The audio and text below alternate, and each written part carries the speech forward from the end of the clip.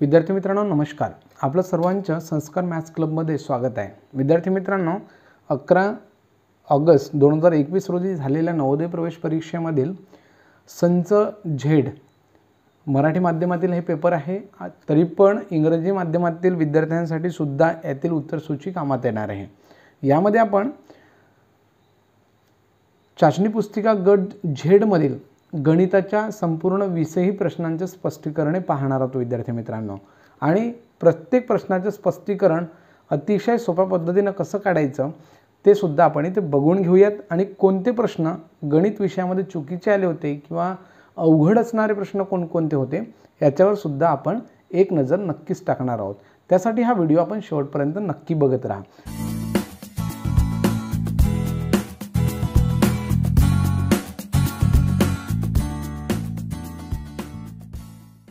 चला तर विद्यार्थी मित्रांनो, याच्या अगोदर आपण चॅनलवर संपूर्ण म्हणजेच प्रश्नपत्रिकेची 80 प्रश्नांची उत्तरसूची टाकलेली आहे। प्रत्येक संचाची WXYZ या चारही संचाची आन्सर की टाकलेली आहे।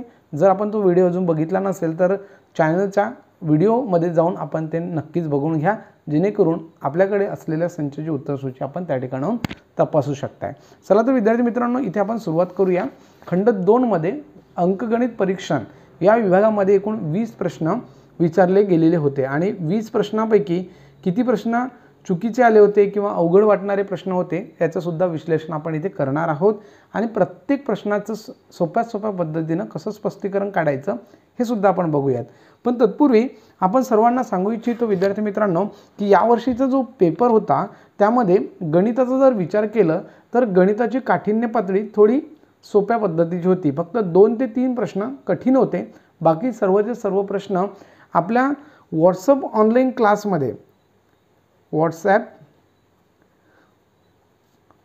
क्लासमध्ये ऑलरेडी याचा अभ्यास ज्या विद्यार्थ्यांनी क्लास लावलेला होता त्या सर्व विद्यार्थ्यांना या सर्व प्रश्नांचा अभ्यास झालेला आहे। आणि सोबतच या सर्व प्रश्नांची स्पष्टीकरणे यावर आधारित असलेले स्पष्टीकरणे आपण व्हिडिओ स्वरूपात सुद्धा टाकलेले आहे। प्रत्येक स्वाध्यायाची व्हिडिओ आपण संस्कार मॅथ्स क्लब या ग्रुपवर टाकलेले आहेत, तर तिथून सुद्धा आपण दरवर्षीच्या विद्यार्थ्यांसाठी तयारी करू शकताय। चला तर विद्यार्थी मित्रांनो, इथे आपण बघूया गणित या विषयांतर्गत असणारा पहिला प्रश्न म्हणजेच 41वा प्रश्न। पुढीलपैकी कोणती संख्या 4, 8 आणि 6 या तिघांचा गुणक म्हणजेच मल्टिपल आहे। बघा, आपल्याला 4, 8 आणि 6 या तिन्ही संख्यांनी भाग जाणारी संख्या शोधायची आहे। मग या तिन्ही संख्यांनी भाग जाणारी संख्या शोधण्यासाठी अगोदर यांचा आपण लसावी काढू शकतो आणि लसावी काढून त्याच्यानंतर त्या लसावीच्या पटीतील संख्या आपण शोधू शकतो। इथे जे पर्याय सी हे त्याचं उत्तर येतं। म्हणजेच आपण जर या ठिकाणी लक्षात घेतलं तर 4ची कसोटी या ठिकाणी लावली तर 4ने याला भाग जातोय 696ला, 8ने सुद्धा भाग जाईल आणि 6ने सुद्धा भाग जाईल। त्यामुळे आपल्याला सी पर्यायात असलेली 696 ही संख्या एकमेव म्हणता येईल की 4, 8, 6 या तिघांचाही ते गुणक आहे हे लक्षात येईल। प्रश्न क्रमांक 42, पहिल्या 4 अभाज्य प्राईम संख्यांची बेरीज आहे। बघा, दरवर्षीच्या नवोदय प्रवेश परीक्षेमध्ये नवनवीन शब्दांचा उपयोग केला जातो, नवनवीन मराठी प्रमाण भाषेचा उपयोग केला जातो। आता या ठिकाणी सरळ विद्यार्थ्यांना मूळ संख्यांची बेरीज नाही विचारली आहे, अभाज्य संख्यांची बेरीज विचारली आहे। आणि म्हणून अशा वेळेला काही नवीन शब्द आले तर विद्यार्थी गोंधळून जातात। गणिताच्या संपूर्ण सिलेबसचे व्हिडिओज जर आपण बघितले तर त्या ठिकाणी मी सर्व गोष्ट आपल्याला पटवून दिलेल्या आहेत की प्रत्येक वेळेला परीक्षेमध्ये कशा पद्धतीचे नवनवीन शब्द येतात, कशा पद्धतीची मांडणी आपल्याला करावी लागते, या संपूर्ण सिलेबसचं गणित विषयावरचे व्हिडिओज आपण प्लेलिस्टमध्ये दिलेले आहेत।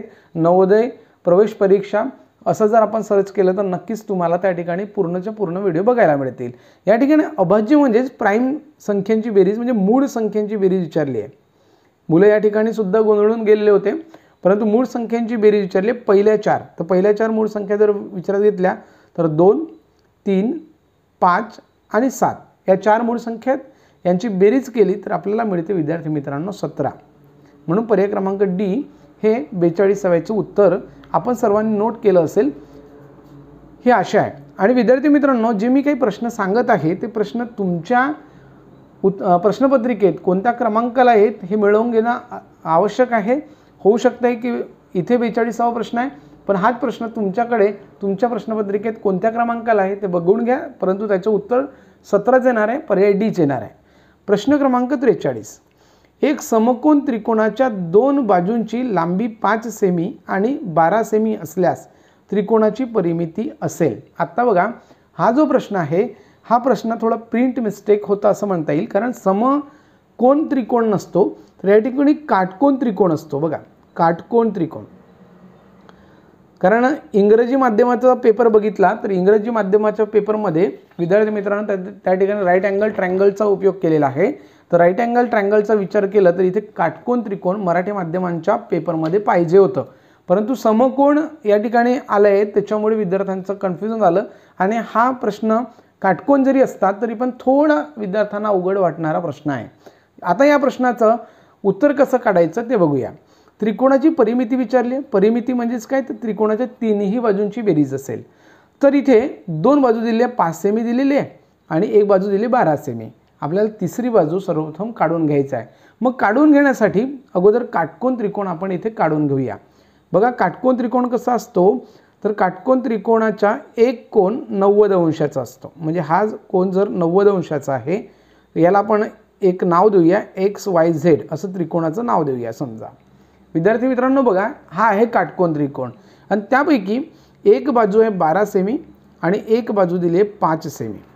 आता आपल्याला अगोदर ही तिसरी बाजू काढायची आहे आणि तिसरी बाजू काढण्यासाठी आपल्याला इथे एका प्रमेयाचा वापर करावा लागणार आहे आणि त्यालाच पायथागोरसचं प्रमेय असं म्हणतात। पायथागोरस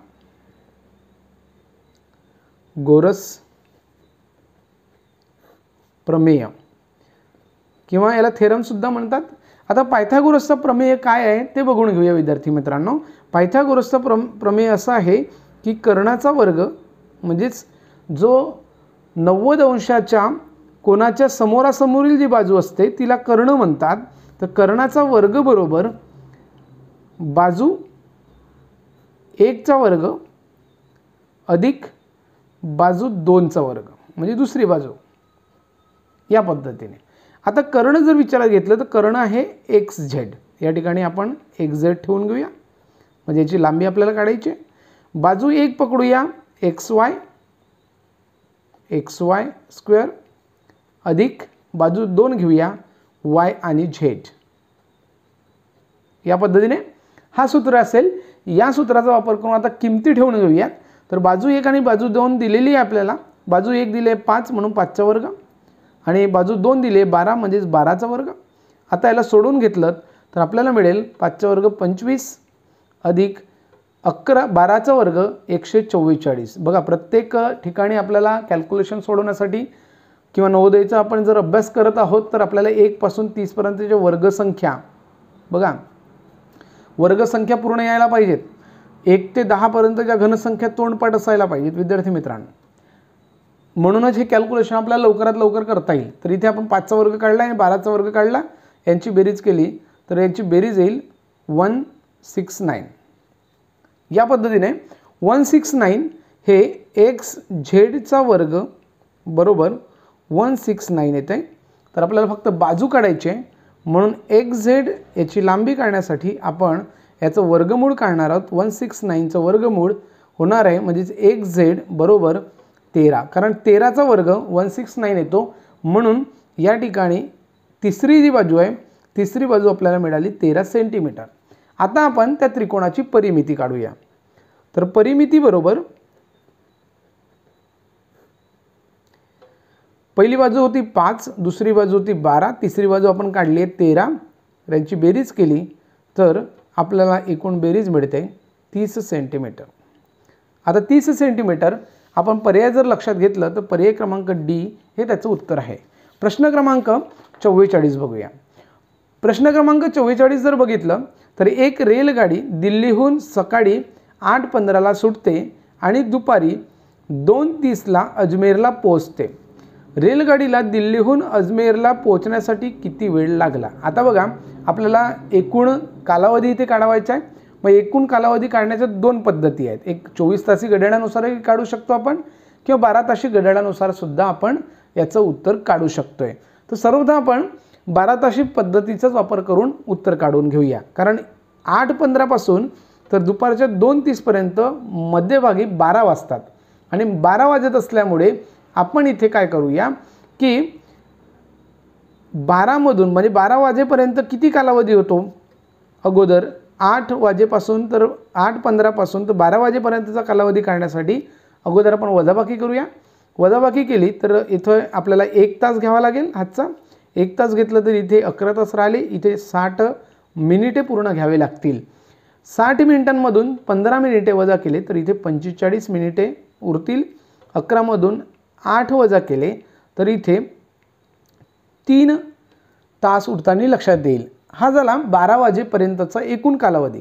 नंतर 12 वाजेनंतर 2:30 वाजेपर्यंत म्हणजे 2:30 पर्यंतचा पूर्ण वेळ या ठिकाणी ॲड करून घ्यावा लागेल। 2 वाजून 30 मिनिटे यांची बेरीज करून घेऊया। बेरीज केली तर 5, त्यानंतर 7 आणि 5, आता 5 तास 75 मिनिटे, म्हणजेच यापैकी 1 तास पुन्हा आपल्याला मायनस करता येईल, म्हणजे 1 तास इकडे प्लस करता येईल। 1 तास प्लस केलं इथे तर होणार 6 तास आणि इथे उरणार 15 मिनिटे। तर अशा पद्धतीने 6 तास 15 मिनिटे याचं उत्तर होत आहे। पर्याय क्रमांक बी हे प्रश्न क्रमांक 44चं उत्तर असणार आहे।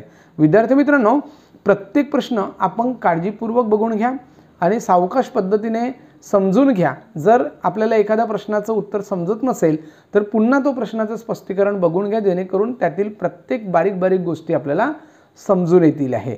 पुढे जाऊया विद्यार्थी मित्रांनो। पुढचा प्रश्न जर आपण बघितलं 45वा, तर एका शाळेत एकूण विद्यार्थ्यांपैकी 3/5 बघा 3/5 मुलं आणि 800 मुली आहेत। तर मुलांची संख्या इथे काढायची आहे। मुलांची संख्या इथे दिलेली नाही आहे, मुलींची संख्या दिलेली आहे आणि मुलींच्या संख्येवरून आपल्याला मुलांची संख्या काढायला द्यायची आहे, ज्याचं प्रमाण आपल्याला दिलेलं आहे 3/5। आता हे काढायचं कसं तर ते समजून घेऊया। अतिशय सोप्या पद्धतीने या प्रश्नाचं उत्तर आपल्याला काढता येईल। आता बघा, एकूण विद्यार्थ्यांपैकी 3/5 भाग केले आहेत, म्हणजेच त्या एकूण विद्यार्थ्यांचे एकूण भाग केलेले आहेत 5 आणि त्या 5 पैकी 3 भाग आहेत मुलांचे। म्हणून आपण जर आपण लक्षात घेतलं की मुलांचं प्रमाण बघा, मुलांचे प्रमाण बरोबर 3/5, तर यापैकी उरलेले जे असतील ते मुली असतील, म्हणून मुलींचे प्रमाण जर आपण लक्षात घेतले तर मुलींचे प्रमाण बरोबर 5 पैकी 3 भाग मुलांचे आहेत, तर उरलेले 2 भाग हे मुलींचे असतील, म्हणजे 2/5 भाग, म्हणजे 2 भाग मुलींचे आहेत आणि या 2 भागांची किंमत आपल्याला दिलेली आहे विद्यार्थी मित्रांनो एकूण 800 मुली। बघा 800 मुली आहेत आणि हे 2 भागाची किंमत असेल आहे, म्हणून आपण याला 2 ने डिवाइड केलं तर आपल्याला एका भागाची किंमत मिळते। एका भागाची किंमत काढण्यासाठी भागाकार केलं तर 2 के 2 बेचोक 8, म्हणजे एका भागाची किंमत मिळाली 400। त्यापैकी 3 भाग मुलांचे आहेत, म्हणून मुलांची संख्या बरोबर एकूण 3 भाग आहेत आणि एका भागाची किंमत आपण काढली मुलींच्या प्रमाणावरून 400, म्हणून 4 गुणिले 3 केले तर एकूण मुलांची संख्या आपल्याला मिळाली 1200 इतके मुले असतील। आणि एकूण विद्यार्थी विचारले असते तर हे 1200 अधिक 800 एकूण विद्यार्थी संख्या 2000 झाली असती, परंतु आपल्याला इथे मुलांची संख्या विचारली, म्हणून पर्याय क्रमांक सी हे त्याचं उत्तर योग्य पद्धतीने सांगता येईल। पुढचा प्रश्न बघूया। प्रश्न क्रमांक 46 मध्ये आपल्याला दशांश पूर्णांक दिलेले आहेत आणि त्यांची बेरीज विचारलेली आहे, तर त्याची मांडणी सर्वप्रथम करून घेऊयात। इथे मांडणी करत असताना सर्वप्रथम दशांश चिन्हाखालीच येईल या पद्धतीने मांडणी करून घ्यायची। तर पहिला अपूर्णांक आहे 7.7, दुसरा अपूर्णांक 7.07 या पद्धतीने लिहावं लागेल। पुन्हा 7 पॉईंट आहे म्हणून 7.007 आणि लास्ट आहे 77.0077 यांची बेरीज विचारली, म्हणून बेरीज करून घेऊया। सर्व ठिकाणी आपण शून्य मिळवून घेऊयात, जेणेकरून आपली बेरीज करताना कुठेही गोंधळ होणार नाही। ओके, या पद्धतीने आता आपण बेरीज केलं तर इथे 7 मिळतील, 7 दुणे 14 4 हातचा 1, 7 आणि 1 8, त्यानंतर 7 जसे तसेच, त्यानंतर दशांश चिन्हाच्या खाली दशांश चिन्ह लिहायचा, 7 गुणिले 4 म्हणजे 7 चौक 28 चे 8, हातचे 2, 7 आणि 2 होणार 9 म्हणजे 98 दशांश चिन्ह 7 8 4 7 म्हणजे 98.7847. पर्याय क्रमांक बी हे त्याचं उत्तर असणार आहे. प्रश्न क्रमांक 47. एक सामना एकूण अर्धा तास चालतो. बघा, अर्धा तास चालतो म्हणजेच किती मिनिटे चालतो? 30 मिनिटे चालतो.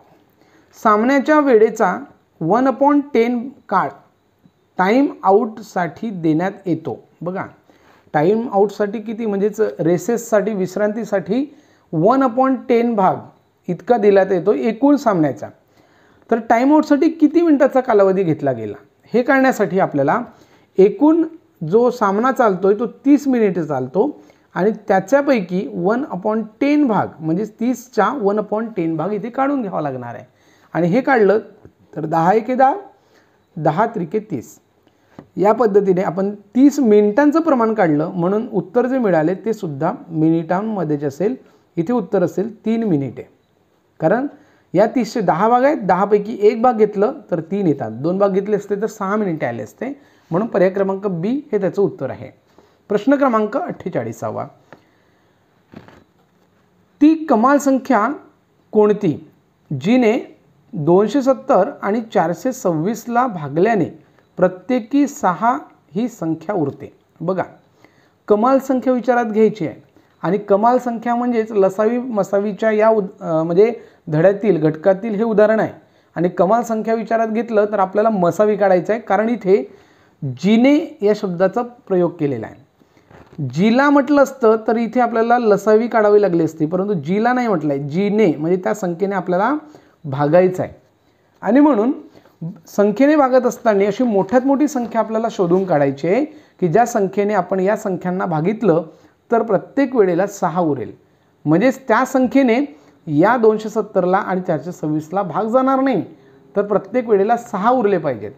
म्हणून त्या संख्येने भाग जाणारी संख्या सर्वप्रथम काढून घेतली तर बघा 270 मध्ये 6 उरतात म्हणून आपण 6 मायनस करून घेतलेत तर 264 ही संख्या मिळते. म्हणजे 264 ही संख्या अशी असेल की त्या संख्येने म्हणजे मोठ्यात मोठ्या संख्येने भाग जाईल. दुसरी संख्या 426, हिला पण भागल्यानंतर 6 उरते म्हणून ते 6 मायनस करून घेऊयात तर इथे 420 ही संख्या मिळते की जिला त्या मोठ्यात मोठ्या संख्येने भाग जाईल.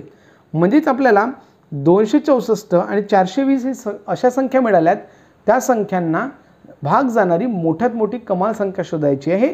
आणि कमाल संख्या म्हणजेच आपल्याला इथे मसावी शोधायची आहे. तर मसावी काढूया. मसावी काढण्यासाठी आपण भागाकार पद्धतीचाच वापर करूया. 264 आणि 420 सर्वथा आपण सामायिक अवयवाने भाग देऊया. सामायिक अवयवाने भाग दिले तर आपल्याला इथे 2ने भाग देताना लक्षात येईल 2 एके 2, 2 त्रिके 6 आणि 2 दुणे 4. इथे 2 दुणे 4, 2 एके 2 आणि 0 जसा तसा. पुन्हा समसंख्या आहेत म्हणून 2ने पुन्हा भाग देऊया. 2ने भाग दिलं तर बघा काय मिळते 2 आहे 12, पुन्हा 2 आहे 12. त्यानंतर 2 एके 2, 2 0 0, 2 पंचे 10 या पद्धतीने. त्यानंतर 66 आहे आणि 105 आहे. याला समसंख्या आहे, ही समसंख्या नाही आहे त्याच्यामुळे आता 2ने भाग जाणार नाही, पण 3चा विचार करूया. 3ने हिला भाग जाईल, हिला पण जाते म्हणून 3ने भाग देऊया. 3ने भाग दिलं तर इथे 3 दुणे 6 आणि 3 दुणे 6. इथे 3 त्रिके 9, 1 उरणार आणि 15 होतील. 3 5 15. आता राहिले 22 आणि 35.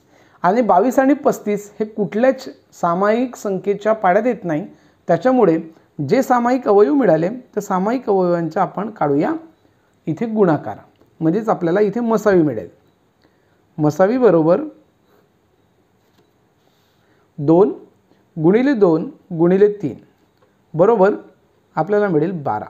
म्हणजे 12 ही अशी मोठ्यात मोठी संख्या असेल की त्या संख्यांना म्हणजे हे मूळ संख्या ज्या दिलेल्या होत्या त्या संख्यांना भागल्यावर प्रत्येक वेळेला 6 उरणार आहेत.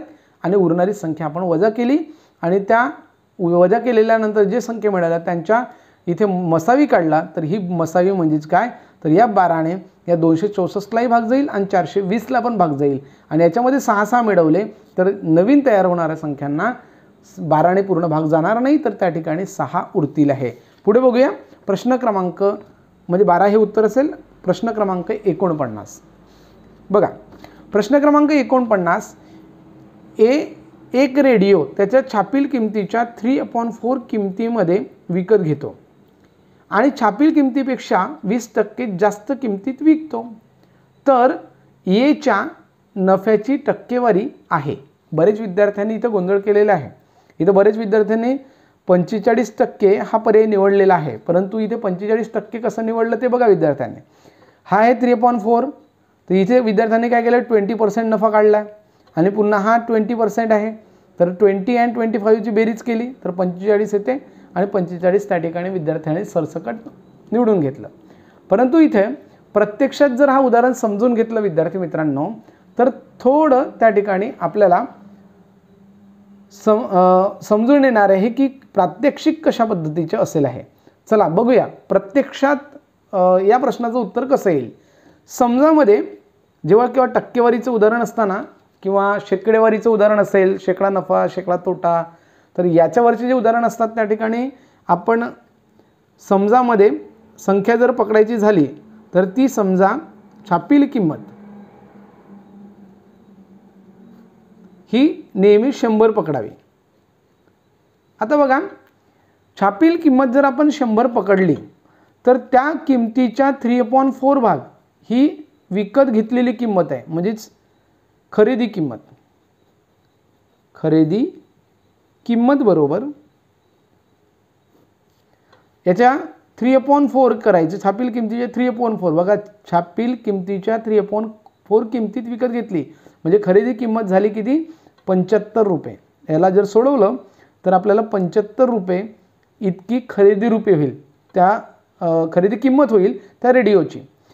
त्याच्यानंतर काय म्हणताय की छापील किमतीपेक्षा 20% जास्त किमतीत विकली, म्हणजे विक्री किंमत जी असेल, विक्री किंमत बरोबर छापील किमतीपेक्षा 20% जास्त. छापील किंमत किती पकडली आपण 100, त्याच्यावर 20% वाढवायचे म्हणजे 20 वाढवायचे आणि त्यांची बेरीज केली तर होणार 120 रुपये, म्हणजेच विक्री किंमत झाली 120 रुपये.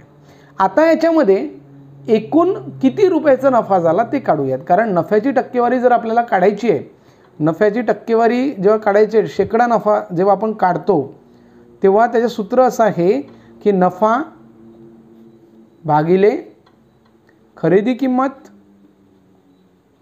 गुणिले 100 या सूत्राचा वापर करून आपल्याला शेकडा नफा काढावा लागतो.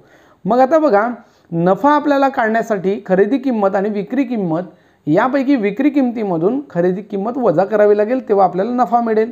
120 विक्री किंमत आहे आणि खरेदी किंमत 75 आहे, वजाबाकी केली तर आपल्याला मिळते 45 रुपये.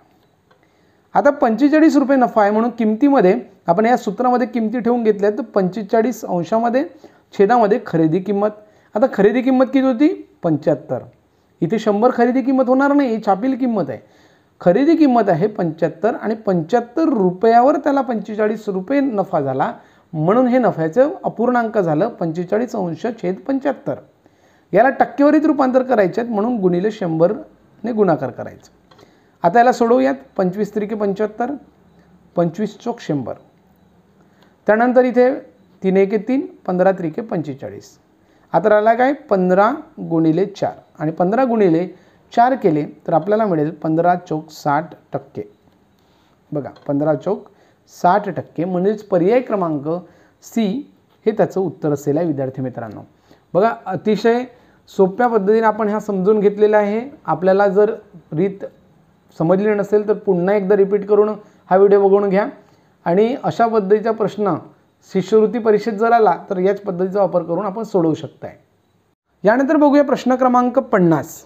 प्रश्न क्रमांक आहे 50 विद्यार्थी मित्रांनो. तर 50वा प्रश्न, एक वस्तू रुपये 7,500 मध्ये विकत घेतली जाते आणि 8,400 मध्ये विकली जाते. बघा विक्री किंमत जी आहे ती 8,400 आहे आणि 7,500ला ती विकत घेतली जाते, म्हणजे खरेदी किंमत 7,500, विक्री किंमत 8,400. तर या ठिकाणी नफ्याची टक्केवारी विचारली आहे. मग नफ्याची टक्केवारी म्हणजे शेकडा नफा विचारलेला असेल तेव्हा शेकडा नफा बरोबर नफ्याचा अपूर्णांक मिळवून घेणं आवश्यक आहे.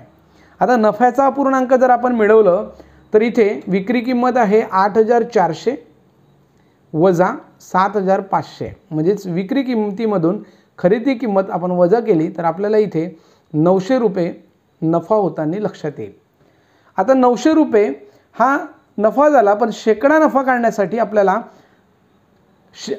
नफ्याचा अपूर्णांक बनवावा लागेल। तर अपूर्णांक बनतो 900 रुपये नफा झाला किती रुपयावर? एकूण खरेदी किंमतीवर। तर खरेदी किंमत आहे 7500, हे झालं नफ्याचं अपूर्णांक। आता याला टक्केवारीत विचारलं आहे म्हणून शेकडा नफा काढण्यासाठी 100 ने आपण याला करूया गुणाकार। आता सोडवून घेऊया, इथे 2 शून्य इथे कॅन्सल होणार। त्याच्यानंतर आपण जर याला सोडवून घेतलं तर आपल्याला इथे उत्तर मिळेल 25 ने आपण भागाकार करूया। सर्वप्रथम 25 ने भागाकार केलं तर 25 त्रिके 75, खाली 3 मिळतील। वर भागाकार करूया, 25 त्रिके 75, उरले किती विद्यार्थी मित्रांनो? 15 उरलेत आणि त्याच्यावर एक शून्य घेतलं तर त्या ठिकाणी झाले 150। आणि आता 25 6 150 होणार, म्हणजे 36/3 इतकं उत्तर मिळेल। अजून अतिसंक्षिप्त रूप करूया, 3 1 3, पुन्हा 3 1 3 आणि 3 2 6, म्हणजे आपल्याला उत्तर मिळालं 12%। या पद्धतीने पर्याय क्रमांक सी हे त्याचं उत्तर आहे। प्रश्न क्रमांक 51, एका क्रिकेट खेळाडूच्या 34 इनिंगच्या धावांची सरासरी 28 धावा आहेत। त्याने 25व्या इनिंगमध्ये किती धावा केल्यास त्याची सरासरी 29 होईल? बघा, या प्रश्नामध्ये आपल्याला 24 धावांची सरासरी दिलेली आहे 28, आणि 25 इनिंगची म्हणजे 24 इनिंगची आणि 25 इनिंगची सरासरी दिलेली आहे। दोन्हीही इनिंगचीच आपल्याला सरासरी दिलेली आहे, धावसंख्या दिलेली नाही आहे। मग सरासरीवरून आपण एकूण धावसंख्या काढू शकतोय। म्हणून एकूण धावसंख्या काढण्यासाठी सर्वप्रथम आपण 24 इनिंगमधले धावसंख्या काढण्यासाठी 24 गुणिले 28 करूया। त्यानंतर 25 इनिंगमधील एकूण धावसंख्या काढण्यासाठी 25 गुणिले 29 करूया। आता यांचा आपण गुणाकार जर केलं, 24 गुणिले 28 केले तर या ठिकाणी 24 इनिंगमधील पूर्ण धावसंख्या मिळेल आपल्याला 672। त्यानंतर 25 गुणिले 29 म्हणजे 25 इनिंगच्या धावांची सरासरी 29 आहेत, म्हणजे 25 गुणिले जर सरासरी केले तर आपल्याला इथे एकूण धावसंख्या मिळेल 725। बघा, म्हणजे 25 धावांची 25 इनिंगमधील धावसंख्या आहे 725 आणि 24 इनिंगमधली धावसंख्या आहे 672। तर 25व्या इनिंगमधील धावसंख्या इथे विचारलेली आहे, म्हणून आपण 25व्या धावसंख्या एकूण जे आहेत त्या 725 आहेत। 725 मधून 24 इनिंगमधील धावसंख्या वजा करूयात। ती वजा केली तर आपल्याला इथे उत्तर मिळेल 3। हातचा इथे 12 मधून 7 गेले तर 5 उरले, हातचा एक परत 0, म्हणजेच उत्तर मिळालं 53 इतकी धावसंख्या। म्हणजेच पर्याय क्रमांक डी हे त्याचं उत्तर असणार आहे। काय केलंय, अगोदर 24 इनिंगची एकूण धावसंख्या, नंतर 25 इनिंगची धावसंख्या, 25व्या इनिंगमधून आपण 24 इनिंगची धावसंख्या वजा केली, आपल्याला 25व्या इनिंगमध्ये काढलेली धावसंख्या मिळालेली आहे। त्यानंतर प्रश्न क्रमांक 52 बघूया। प्रश्न क्रमांक 52 एकदम सोपा प्रश्न आहे विद्यार्थी मित्रांनो। जर x/25 is equal to 196/x असेल तर x ची किंमत आपल्याला इथे विचारलेली होती। तर बघा, ह्या दोन्ही अपूर्णांकाची किंमत समान आहे। मग दोन्ही अपूर्णांकाची किंमत जर समान असेल तर त्याचा तिरपा गुणाकार करून आपल्याला त्या x ची किंमत काढता येऊ शकते। त्यासाठी एक छोटा उदाहरण समजून घेऊया। जसं बघा विद्यार्थी मित्रांनो, 4/8 हा एक उदाहरण आहे। 4/8 इज इक्वल टू 1/2 लिहू शकतोय आपण, कारण 8 पैकी 4 अर्धे आहेत तर 2 पैकी 1 अर्धा आहे, कारण दोघांची किंमत सेम आहे। याला पण अर्धा म्हणता येईल, याला पण अर्धा म्हणता येईल। आता बघा, यांचा जर आपण तिरपा गुणाकार केलं, म्हणजेच इकडे 4 गुणिले 2 केले बरोबर 8 गुणिले 1 केले, तर या पदावलीची किंमत दोन्ही बाजूला आपल्याला कशी दिसते? समान दिसते। इकडे पण 8 येते आणि इकडे पण 8 येते, म्हणून हे दोन्ही अपूर्णांक बरोबर चिन्हाचा उपयोग करून आपल्याला दाखवता येतात। सारख्याच किमतीचे अपूर्णांक असल्यामुळे ते बरोबर चिन्हाने दाखवलेले आहे। इथे सुद्धा हे दोन अपूर्णांक सारख्याच किमतीचे आहेत आणि म्हणून आपल्याला या दोन्ही ठिकाणी असणारी संख्या समान आहे, तर एक्सची किंमत आपल्याला काढायची आहे। इथे सुद्धा आपण तिरपा गुणाकार करूया। तिरपा गुणाकार केलं तर एक्स गुणिले एक्स होणार आणि दुसऱ्या बाजूला 25 गुणिले 196 होणार। आता आपल्याला इथे आपण दोन वेळा गुणाकार केलेला आहे, म्हणजे हा एक्सचा वर्ग होतो आणि एक्सचा वर्ग असल्यामुळे आपल्याला इथे 25चा वर्ग म्हणजे 5चा वर्ग 25 आणि हा आहे विद्यार्थी मित्रांनो 14चा वर्ग। तर या पद्धतीने आपल्याला एक्सची किंमत काढण्यासाठी यांचा वर्गमूळ काढणं आवश्यक आहे। म्हणजे 25 कोणाचा वर्ग आहे, कारण हा वर्ग कॅन्सल केला तर याचा वर्गमूळ काढावा लागेल। बघा या एक्स वर्गातून वर्ग कॅन्सल करायचा, तर पुढे दिलेल्या संख्यांचा वर्गमूळ काढायचा। म्हणजेच 25 हा 5चा वर्ग आहे म्हणून तिथे 5 लिहू शकतोय आणि 196 हा 14चा वर्ग आहे म्हणजेच इथे आपण 14 त्याचा वर्गमूळ घेऊ शकतोय। पुन्हा सांगतो विद्यार्थी मित्रांनो की आपल्याला 1 ते 30 पर्यंतच्या वर्गसंख्या तोंडपाठ असणं आवश्यक आहे। जर आपण यावर्षीची नवोदय परीक्षेची तयारी करत असाल किंवा कुठलीही स्पर्धा परीक्षेची तयारी करताय तर त्या ठिकाणी आपल्याला 30 पर्यंतच्या वर्गसंख्या तोंडपाठ असल्या पाहिजेत। 1 ते 10 पर्यंतच्या घनसंख्या तोंडपाठ असल्या पाहिजेत। तर बघा एक्सची किंमत काढूयात। एक्स बरोबर 5 गुणिले 14 म्हणजे 14 पंचे 70 म्हणजेच आपल्याला एक्सची किंमत मिळाली 70। पर्याय क्रमांक बी हे त्याचं उत्तर असणार आहे। यानंतर बघूया प्रश्न क्रमांक 53। प्रश्न क्रमांक 53 बघितलं तर खालील विधानाचे अंदाजे मूल्य शोधून काढा पूर्णांकामध्ये। ओके, म्हणजेच आपल्याला पूर्णांकामध्ये उत्तर शोधून काढायचं आहे। जे की आपल्याला इथे बरेच व्हिडिओमध्ये मी बघितलंय, त्या व्हिडिओमध्ये या प्रश्नाचं उत्तर पर्याय क्रमांक सी सांगितलं गेलेलं आहे। काही शिक्षकांच्या व्हिडिओमध्ये मी बघितलं तर त्या ठिकाणी लक्षात आलं की त्यांनी काय केलं, ही संख्या पूर्ण आहे, ही पण संख्या पूर्ण आहे असं सांगितलं आहे आणि त्याच्यानंतर ह्या 632ला 630 केलं आहे आणि 31ला 30 केलं। परंतु इथे आपल्याला अगोदरच संख्या पूर्णांकात करायच्या नाही आहेत, तर इथे काय म्हटलं आहे, अंदाजे गुणाकार करायचे आहे। मग अंदाजे गुणाकार करत असताना आपल्याला ती संख्या जवळच्या दशकात किंवा शतकात पूर्ण करता येईल आणि म्हणून आपल्याला ही संख्या जवळच्या दशकात पूर्ण करणं सोपं जातं आहे, म्हणून आपण 350 करणार आहोत। 350 गुणिले 51 असल्यामुळे हे 50 होतील अधिक 630 आहेत तर 632 आहेत तर ते 630 होतील भागिले हे होणार 31 चे 30 याला आपण अंदाजे घेऊया 30। आता बघा यांचा गुणाकार करायचा आहे। अगोदर गुणाकार केलं तर याचा गुणाकार मिळेल 2 शून्य, त्याच्यानंतर 5 5 25 चे 5 हातचे 2, 5 त्रिके 15 आणि 2 17। बघा विद्यार्थी मित्रांनो 17,500 इतकं याचं उत्तर आलं आहे आणि याला आपण सोडवलं भागाकार तर 0 0 कॅन्सल आणि 21 त्रिके 63 म्हणजे या कंसाची किंमत आली 21। ते 21 इथे मिळवून घेऊया आणि ते 21 आपण मिळवले तर आपल्याला मिळतात 17,521 हे करेक्ट उत्तर मिळते।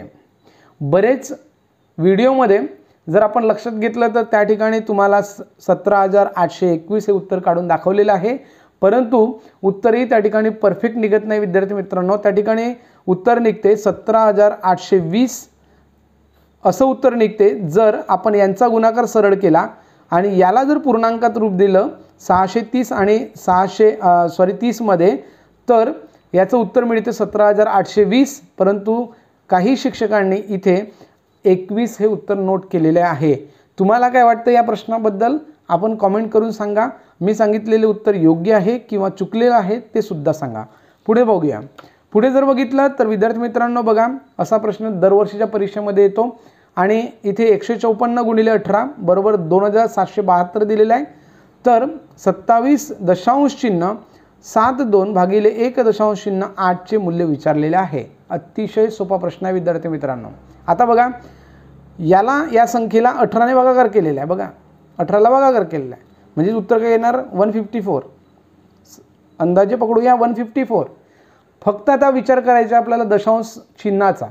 मग दशांश चिन्हाचा विचार करत असताना अगोदर जी भाज्य संख्या आहे ही भाज्य संख्या, आधीची संख्या म्हणजे भाज्य संख्या, त्याच्यामध्ये 2 स्थळ आहेत आणि भाजक संख्येमध्ये 1 स्थळ आहे।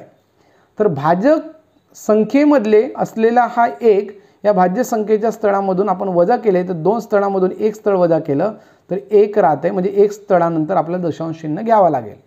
15.4 इतकं त्याचं उत्तर येतं. अशा प्रश्नाचं उत्तर आपण तोंडी काढू शकताय.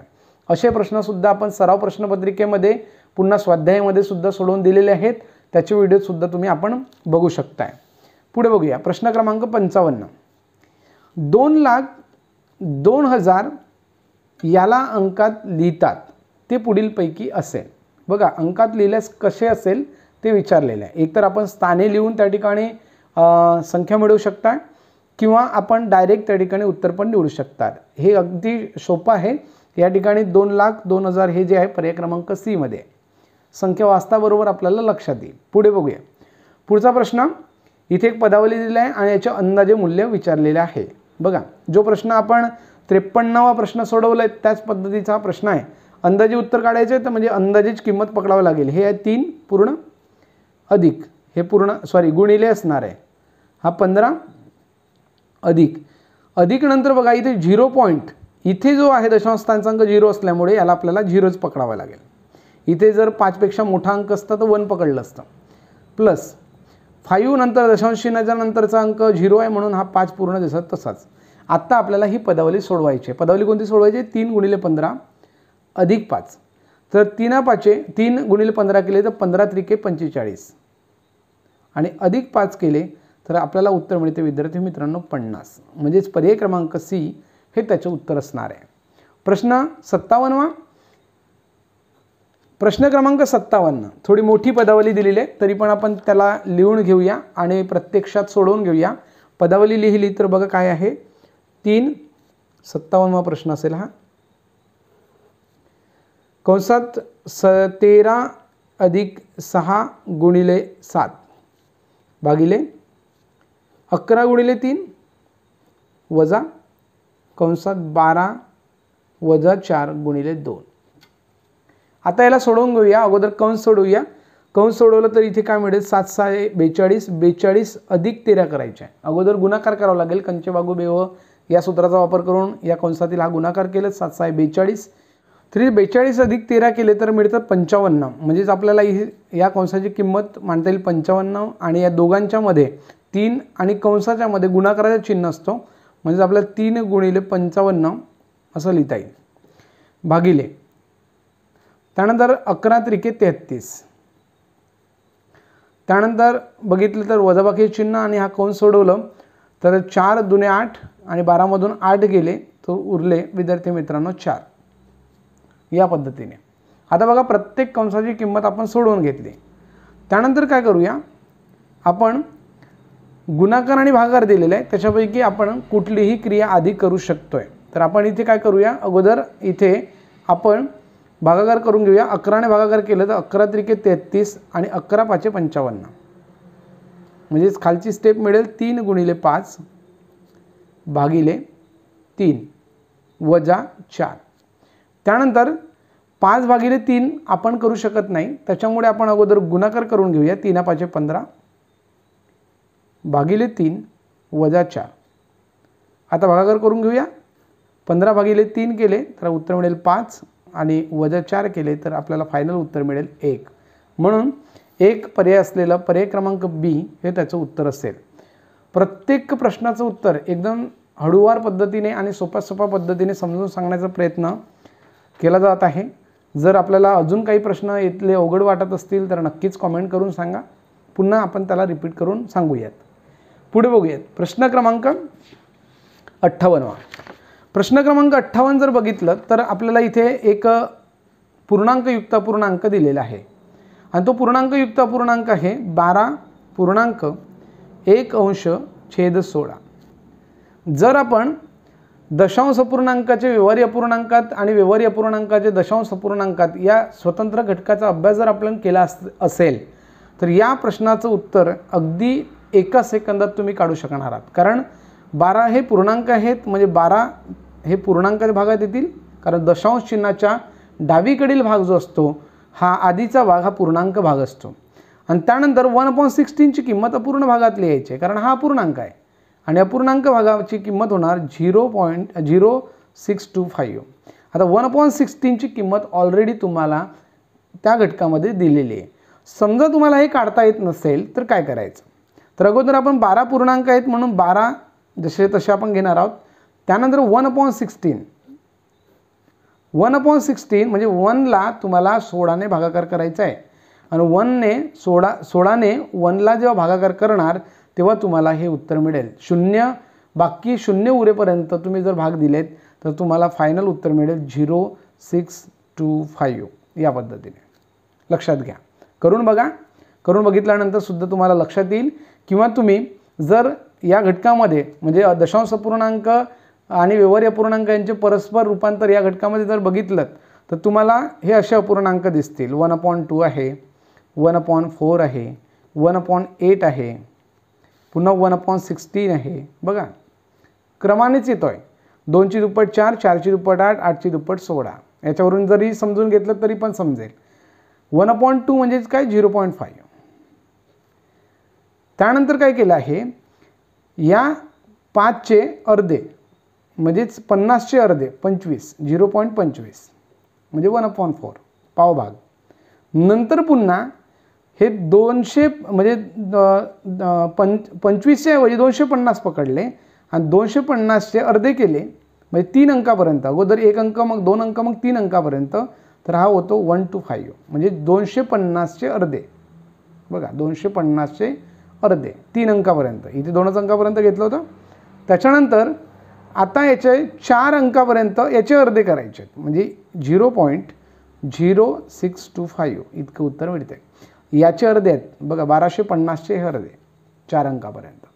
लक्षात आलं असेल आपल्याला, कारण इकडे शून्य वाढवले तर त्याला काही अर्थ होत नाही. म्हणजे इकडे छेदामध्ये दुप्पट होत आहे तर इकडे एक स्थान वाढत आहे आणि वरच्या किमतीचे अर्धे इथे खाली खाली येत आहेत. लक्षात घ्या, जरी इथे अंक जास्त आहेत तरी हा अपूर्णांक वरच्या अपूर्णांकापेक्षा लहान आहे. ही महत्त्वाची बाब समजून घेणं आवश्यक आहे. पुढे बघूया. म्हणजे या ठिकाणी जे उत्तर होणार आहे प्रश्न क्रमांक 58चा पर्याय क्रमांक सी. त्याच्यानंतर प्रश्न क्रमांक 39 बघूया. 39वा प्रश्न अतिशय सोपा आहे, सरळ व्याजावर आधारित असलेला प्रश्न आहे की एक रक्कम 16 वर्षात सरळ व्याजाने दुप्पट होते, वार्षिक दर असेल तर वार्षिक दर म्हणजेच आपल्याला रेट काढायचा आहे, रेट ऑफ इंटरेस्ट काढायचा आहे. सर्वप्रथम आपल्याला इथे रक्कम दिलेली नाही आहे म्हणून अशा उदाहरणात जेव्हा दाम दुप्पटचं उदाहरण असतं तर त्या ठिकाणी तुम्ही डायरेक्ट 100 भागिले 16 करू शकता, कारण एकूण मुद्दल जी असते 100 असते आणि त्याच्या भागिले 16 केले तर तरी तुम्हाला उत्तर मिळेल 6.1/4. किंवा आपण जर प्रत्यक्षात उदाहरण समजून घेतलं तर मुद्दलमध्ये आपण समजा पकडूया. आता समजामध्ये किती पकडायचं तर 100च पकडायचं. का तर हा टक्केवारी आणि सरळ व्याजावर आधारित असलेला उदाहरण आहे. जिथे शेकडा प्रश्न येतो किंवा ज्या ठिकाणी रकमेचं उदाहरण येतो तर त्या ठिकाणी आपल्याला टक्केवारी किंवा नफा तोटा या उदाहरणामध्ये आपल्याला समजामध्ये 100 ही किंमत पकडायची आहे. मग आता सरळ व्याजाने ती किंमत दुप्पट होते म्हणजेच व्याज जो होणार तेवढाच व्याज येणार, 100 रुपये व्याज होणार. दर आपल्याला काढायचा आहे आणि आपल्याला कालावधी दिलेला आहे म्हणजे क दिलेला आहे 16 वर्ष. आता बघा सूत्रामध्ये ठेवूया. सूत्रामध्ये ठेवलं तर काय मिळते, दर काढण्यासाठीचं सूत्र असेल दर बरोबर स गुणिले 100 भागिले म गुणिले क. आता बघा स किती आहे 100 आहे गुणिले पुन्हा 100 आणि म म्हणजे मुद्दल घेतलं होतं 100 आणि 16 हा आहे क. आता बघा 100 कॅन्सल झाले म्हणजे सर्वात शेवटी काय मिळालं 100 भागिले 16 आणि तीच रीत मी इथे सांगितलेली होती. आणि याला आपण सोडवलं तर इथे आपल्याला 16×96 पूर्ण मिळतात, 6 पूर्ण मिळतात. 16×96 झालेत, उरले 4 खाली छेदामध्ये 16 जसे तसे. त्याच्यानंतर याला अतिसंक्षिप्त रूप देऊया 4 × 4 4 × 16 म्हणजे 6.1/4% इतकं त्याचं उत्तर येतं. म्हणजे पर्याय क्रमांक बी हे त्याचं फायनल उत्तर असेल. परंतु जेव्हा केव्हा विद्यार्थी मित्रांनो दाम दुप्पटवरचं उदाहरण आलं ते एकच ट्रिक तुम्ही वापरू शकता. तिथली मुद्दल आणि व्याज हा सारखा असतो म्हणून हा व्याज आणि मुद्दल कॅन्सल होते.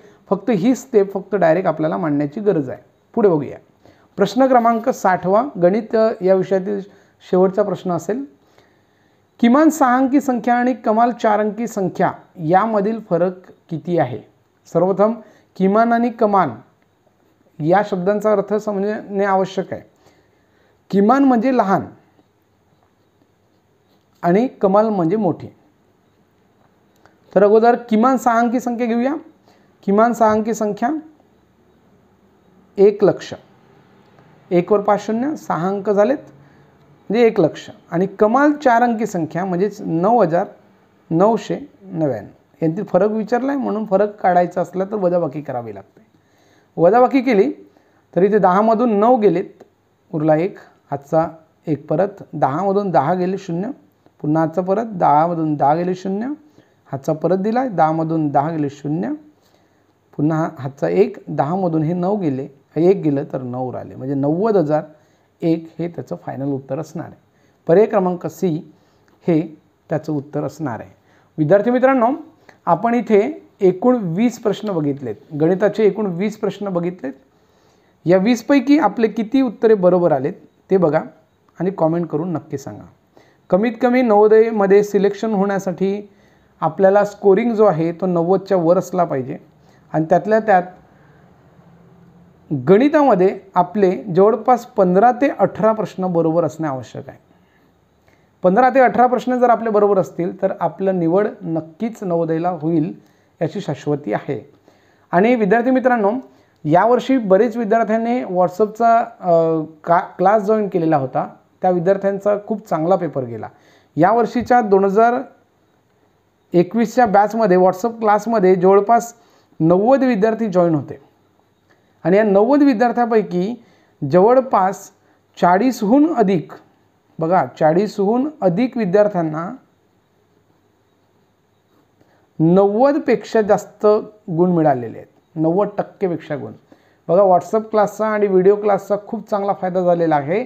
यामध्ये 40हून अधिक विद्यार्थ्यांना 90% पेक्षा म्हणजे 90 गुणपेक्षा जास्त गुण मिळाले आहेत, म्हणजे 95, 97, 98 असं। त्यानंतर 30 विद्यार्थी असे आहेत त्याच्यातले 30हून अधिक की ज्यांना 85% आहेत आणि उरलेले मग जे काही संख्या मिळते 20 विद्यार्थी, तर 20 विद्यार्थी हे जवळपास 70 ते 85च्या मध्ये आहेत। लक्षात घ्या विद्यार्थी मित्रांनो, अशा पद्धतीने व्हॉट्सअप क्लासचा फायदा विद्यार्थ्यांना होत आहे। तर आपण सुद्धा व्हॉट्सअप क्लास आपल्या नातेवाईकांना, आपल्या नातेवाईकापैकी कोणी 5व्या वर्गात असेल, आपले वर्गमित्र असतील किंवा आपल्या क्लासमधले कुठले मित्र असतील तर त्यांना नक्कीच सांगा। हा व्हॉट्सअप क्लास या 2022च्या परीक्षेसाठी या वर्षीची बॅच 16 ऑगस्टपासून सुरू होत आहे। 16 ऑगस्ट 2021 पासून सुरू होत आहे। ह्या व्हॉट्सअप क्लास आपल्याला जॉईन करायचा असेल विद्यार्थी मित्रांनो, तर या व्हिडिओच्या खाली मी एक व्हॉट्सअप लिंक दिलेली आहे, त्या लिंकमध्ये आपण जॉईन होऊन जावा किंवा माझा 8007496747 या नंबरवर सुद्धा आपण व्हॉट्सअप करू शकताय। व्हॉट्सअप करून सांगा की आपल्याला व्हॉट्सअप क्लास जॉईन करायचा आहे, त्याची काही मानधन आहे। प्रिया मॅडम याचा क्लास घेत असतात, प्रिया मॅम व्हॉट्सअप क्लास घेतात, तर त्यांचं काही मानधन जे असतं ते मानधन भरून आपण हा व्हॉट्सअप क्लास जॉईन करू शकता। पूर्ण वर्षभर हा क्लास चालतोय, ज्यामध्ये आपल्याला खूप प्रश्नांचा 3000-4000हून जास्त प्रश्नांचा सराव केला जातो। विद्यार्थी मित्रांनो, आशा करतो की आज घेतलेले संपूर्ण प्रश्न आपल्याला समजले असतील। पुन्हा भेटू या पुढील व्हिडिओमध्ये, तोपर्यंत सर्वांना नमस्कार, धन्यवाद।